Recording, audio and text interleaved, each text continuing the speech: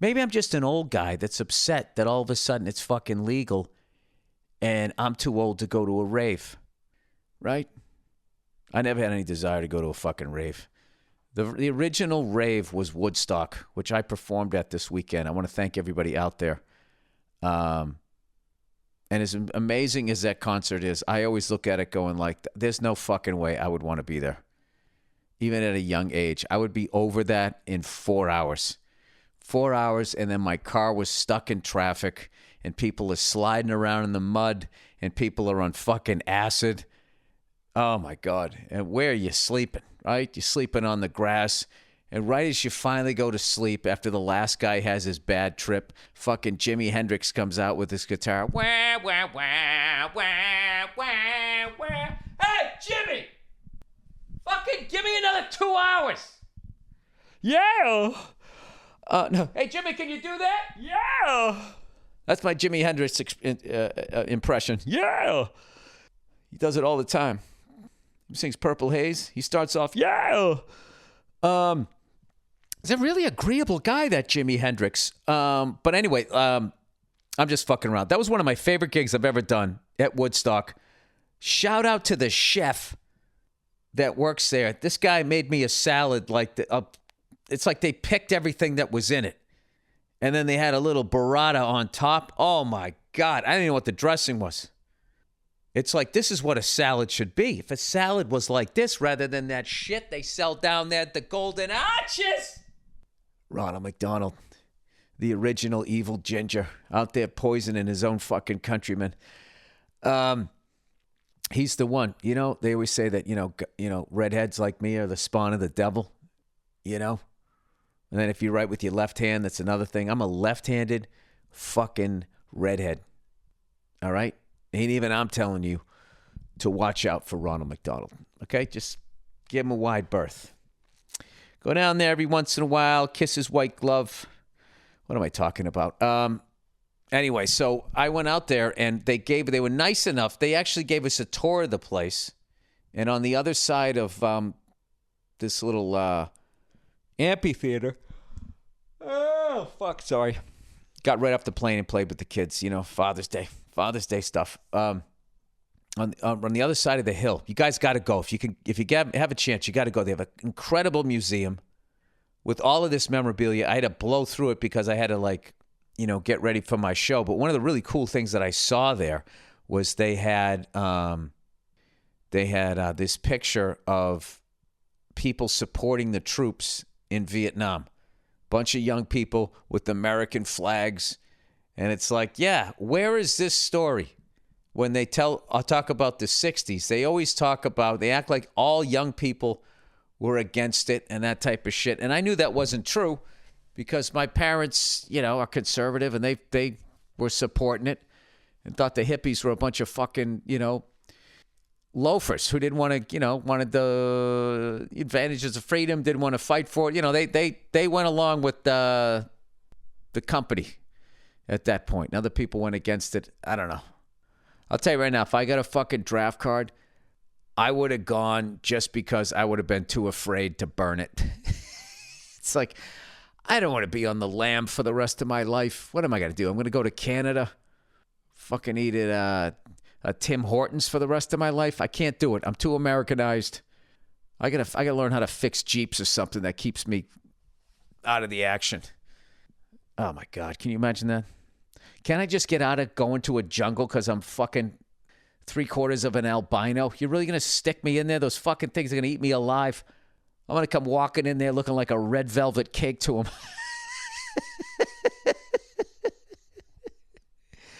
Nah, I just would have done drugs. Would have done drugs and pointed the gun at the tree line. That's what I would have done. Jesus Christ, what a fucking time. But anyways, you go through that museum, you kind of relive all of that stuff that was going on back when they used to report on wars before they just became the two propaganda channels that we now have that somehow pit us against each other. We just scream at each other. That's what we do now. Now we just yell at each other when we used to yell at the government going, hey, what the fuck are you guys doing? Enough of this shit. Now we just sort of scream at each other. Oh, gee, Bill, did you figure it out? Breezing through a fucking museum in upstate New York? Well, I think I did. But I really loved seeing that was in that museum. showing young people with American flags saying support the troops and stuff like that. That was really, it was like, all right, there's the other half of the pie. Now this is sort of put into, more of a balanced perspective as far as where young people were back then. But I got to tell you, man, you really got to go there. It was one of my favorite gigs I ever did. It was like the perfect temperature. The food was amazing. The people were amazing, so friendly. And they gave us a tour, and they took us to the hill. The hill where the actual concert is like sacred ground, so nobody like walks on it or any of that type of stuff. But like, you just look at the hill, and after all the years, my whole life seeing footage of it, like the hill is famous. And it's funny because it goes up, and it sort of dips and then goes up again. And if you look at pictures of the crowd takes on the shape of the hill. So then the crowd's not there. Now you actually see the grassy hill. And they had all these amazing aerial photos of like the guy with the farm right next door fucking hated everything that the festival stood for, and said you're not allowed on our property. So literally there was an aerial photo. There's like a line, almost like a state. And there's just nobody on his property, and right next door is like, 500,000 fucking people. It's pretty incredible. So I really want to thank them. That was fascinating. I don't know. I couldn't believe I was there. And then I went out, and the crowd was awesome. The whole thing was amazing. And the night before, I performed in Wilkes-Barre, which I was calling Wilkes-Barre because it's spelled Barre, Wilkes-Barre. And those fans were incredible. That was a great gig.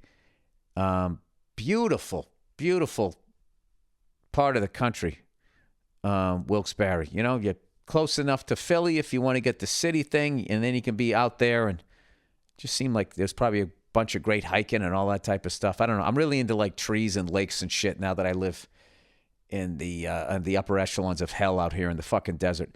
And then the last night, we did another amphitheater, which musicians have told me they call them sheds. So we played the PNC, whatever the fuck it's called. The last time I was there was on that legendary Opie and Anthony Traveling Virus tour. And I was actually thinking, the last time I was there, I believe 3 of the comics on there, if not 4. I want to say the lineup had Bob Saget, Ralphie May, Patrice O'Neill, and Otto and George. Unbelievable. And I went there, and all of these memories came back of that crazy tour. And I remember I looked out, and I got that same nervousness I had when you were doing that tour, because that was a fucking aggressive... Actually, they weren't. The Jersey crowd was great, but what happened in close to Philly and Camden, everybody kind of knew that show was coming. So, I don't know. But anyway, I went out, had a great time, and Joey Diaz swang by to say hello, and I said, hey, you want to go up and do some time? He said, I'd love to. So we brought him up first, and Dean Del Rey took video of it. Those fucking cell phones didn't do justice of how fucking crazy the crowd went when Joey took the stage. I told Kenny to say, there's 3 legends in New Jersey: Frank Sinatra, Bruce Springsteen, and Mad Flavor Joey Coco Diaz. He fucking went out. The place went fucking nuts. He comes out, what's up, cocksuckers? What exit you from? He just fucking murdered. Then brought Dean out, and then I came out to close it out, and I could not have had a better time. So thank you to everybody in all 3 of those, Wilkes-Barre, Woodstock, and out there in PNC Park there in New Jersey. I actually had a great time in New York, too. It was it's gay pride, so it was wall-to-wall gay dudes. And I was actually thinking, gay dudes are not nearly as fucking aggressive as they used. When I was young, they were fucking scary. But then I was thinking, maybe I'm just old, so nobody's fucking looking at me anymore. My old fisherman beard. I'm talking like the early fucking 80s. Jesus Christ. I don't know. Ugh. Anyway, plowing ahead here. So I had a great Father's Day.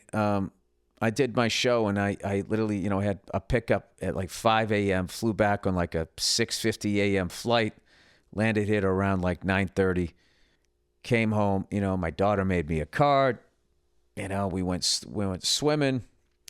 My wife took me out. I smoked a cigar. We laughed. I watched a little bit of the U.S. Open, which I, ended up having to leave because my the sitter had to go. So we ended up coming back, and I don't know who won that thing, but I saw that kid picked up 2 strokes on one hole with two left, I think. Sank like a fucking, I don't know, looked like a 30-footer. Man, I had a good time in New York. I really want to, I swear, hung out with a bunch of comics I hadn't seen in a minute, caught up with some people. As I mentioned, I saw American Buffalo, and I saw Gerard Carmichael's new special, that Nathaniel, which absolutely blew me away. Bo Burnham, the directing thing that he did on that. I really hope those two do some more shit together, because that was like, I can't remember the last time I watched something like that. It was just absolutely riveting from the beginning to the end. It was a fucking masterpiece. All right. I will say that beautiful part of the country, I was just Wilkes-Barre, Barry, Woodstock, and out in Jersey. I don't know, man.